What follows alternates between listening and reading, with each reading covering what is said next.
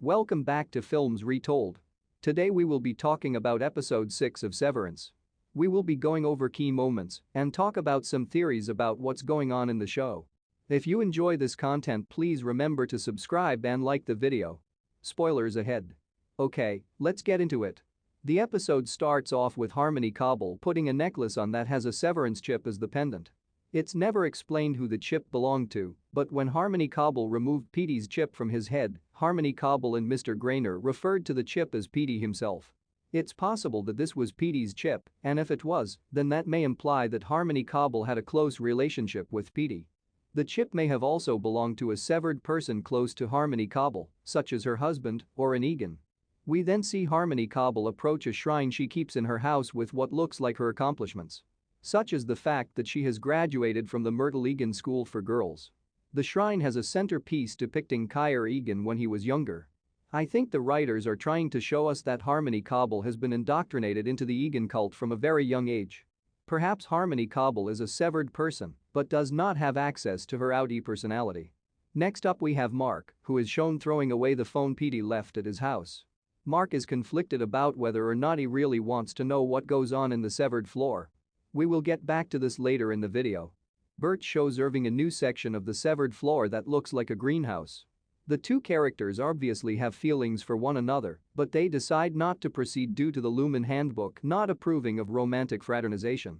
This scene really shows how the Innies are people with feelings, just like the Out is.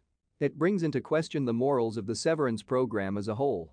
I have a feeling we will be seeing more character relations developing in future episodes, not just between these two, but with other severed characters as well.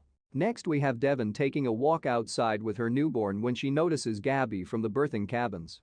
Devon tries to wave at Gabby, but Gabby does not seem to recognize her.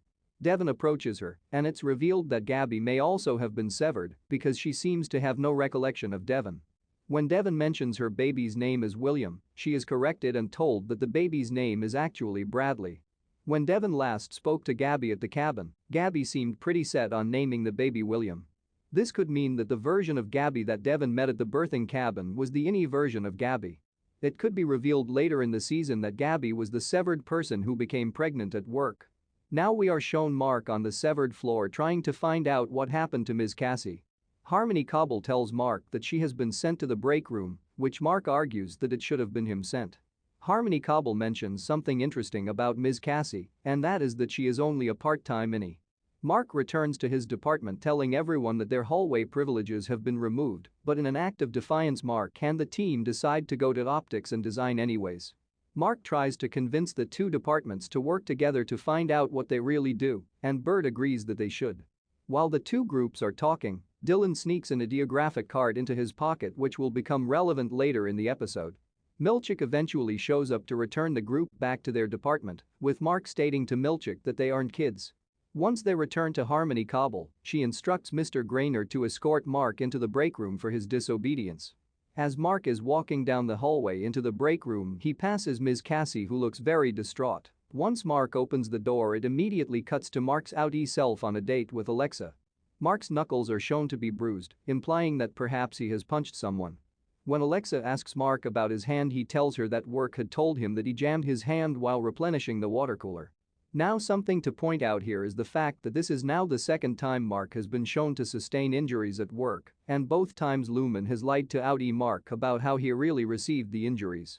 Later in the episode we cut to a little boy counting, and we learn that this boy is actually Dylan's son.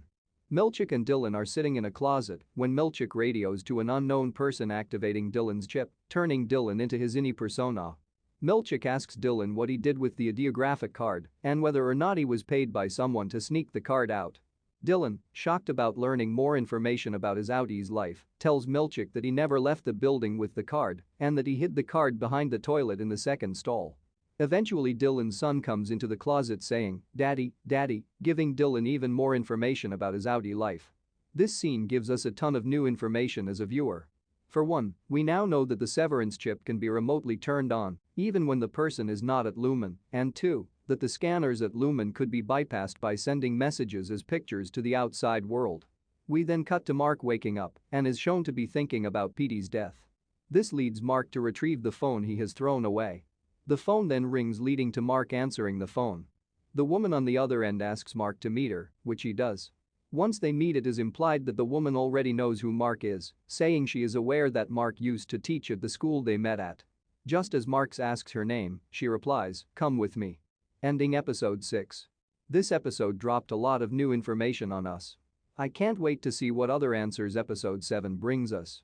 What are your thoughts and theories about what's happening in the show? Leave a comment and like the video if you enjoyed this content. As always, I'll see you next time.